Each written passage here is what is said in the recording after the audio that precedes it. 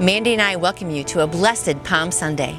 Palm Sunday is when Jesus rode into Jerusalem on a donkey, and it's in all four Gospels. We're going to start in the book of Matthew, chapter 21, the Triumphal entry.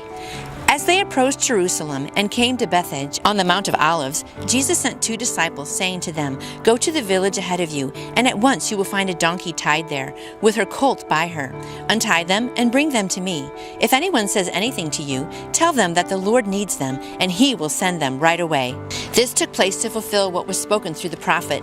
"Say to the daughter of Zion, see, your king comes to you, gentle and riding on a donkey, on a colt, the foal of a donkey."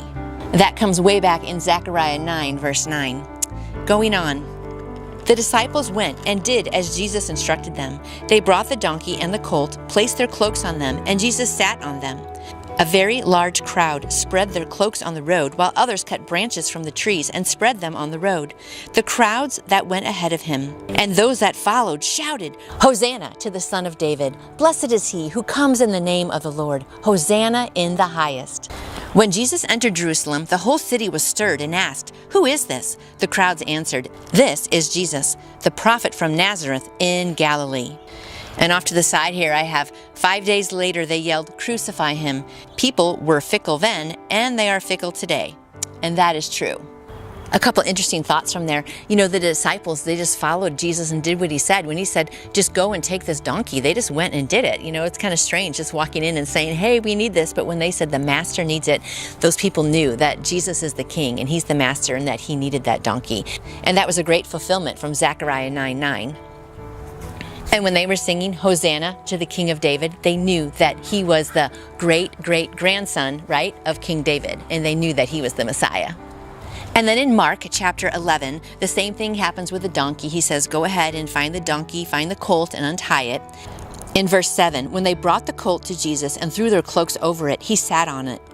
Many people spread their cloaks in the road, while others cut branches they had cut in the fields. Those who went ahead and those who followed shouted, "Hosanna! Blessed is he who comes in the name of the Lord. Blessed is the coming kingdom of our father David. Hosanna in the highest." Jesus entered Jerusalem and went to the temple. He looked around at everything, but since it was already late, he went out to Bethany with the 12. Hosanna is a Greek transliteration of the Hebrew phrase, save us. So Hosanna means save us. And I like this commentary here. Passover week was beginning. Thousands of Jewish pilgrims were arriving in Jerusalem, and already things were becoming chaotic because of how people were responding to Jesus. When he enters the temple, he observes some matters that he would need to address the following day. And we know what happens the next day, don't we? He clears the temple. So that was just kind of a warm-up. But it is interesting that on this day they were all singing his praises, and a week later they're going to yell, "Crucify him." Then we move on to Luke chapter 19, the triumphal entry. Starts the same way as he was going up to Jerusalem, and then he says, go ahead and find the colt there. As they were untying the colt, its owners asked him, "Why are you untying the colt?" And they replied, "The Lord needs it." Then they brought it to Jesus, threw their cloaks on the colt, and put Jesus on it. As he went along, people spread their cloaks on the road. When he came near the place where the road goes down the Mount of Olives, the whole crowd of disciples began joyfully to praise God in loud voices for all the miracles they had seen.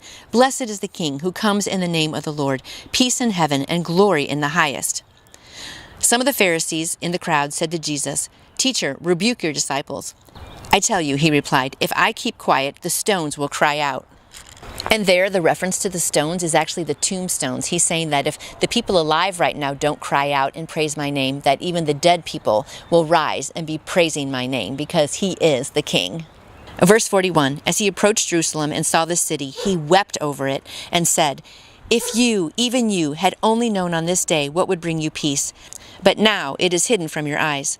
The days will come upon you when your enemies will build an embankment against you and encircle you and hem you in on every side. They will dash you to the ground, you and the children within your walls. They will not leave one stone on another, because you did not recognize the time of God's coming to you." And what he's talking about there is in AD 70 when the Romans come and just obliterate all of Jerusalem and crush the temple and the people. And it's just so sad at this point. They didn't even recognize him. And so that's why he's crying. He's like, here I come. I'm your king. I'm humble. I'm coming riding on this donkey. You should recognize me and worship me and praise me. But the people didn't recognize him. And then lastly, we have John chapter 12, the triumphal entry. The next day, a great crowd that had come for the feast had heard that Jesus was on his way to Jerusalem. They took palm branches and went out to meet him, shouting, Hosanna! Blessed is he who comes in the name of the Lord. Blessed is the King of Israel. Jesus found a young donkey and sat upon it, as is written. And here's another prophecy. Do not be afraid, O daughter of Zion. See, your king is coming, seated on a donkey's colt. At first, his disciples did not understand this. Only after Jesus was glorified did they realize that these things had been written about him way long time ago, and that they had done these things to him. Now the crowd that was with him, when he had called Lazarus from the tomb and raised him from the dead, continued to spread the word. Many people, because they had heard that he had given this miraculous sign, went out to meet him. So the Pharisees said to one another, See, this is getting us nowhere. Look how the whole world has gone after him. Of course, all those people who were there when Jesus raised Lazarus from the dead are just going to keep following Jesus, and they're the ones who had the branches and were singing Hosanna and praising his name. But over here in the corner, you have all the Pharisees, and they're all pouting and getting mad and saying, Look, see, he raised Lazarus from the dead. Everyone's following him. Now there's a parade going on. They're praising his name. They're waving all their palm branches, and they are getting upset because they feel like they're losing control. And they're saying, See, the whole world is following after him. But now today, most of the world is following after him. So I hope today you learned some more facts about Palm Sunday and just how exciting it is. And this is the beginning of what we call Holy Week. And now there's a whole week's worth of things that are going to happen. And they are very sad things. So Palm Sunday is kind of the happy time when everyone is saying, Yay, Jesus, we love you. Hosanna in the highest. But by the end of the week, they're going to be yelling, Crucify him. So come back for some more about Holy Week. And I hope you have a blessed Palm Sunday. I would also love to answer any question you may have about how to put your faith in Jesus, the Christmas story, Easter story, anything at all. You can contact me through my website, which is nancyjoy2you. That's nancyjoy, the number 2, the letter u.com. You can also email me at nancyjoy2you@gmail.com. Hope to see you tomorrow.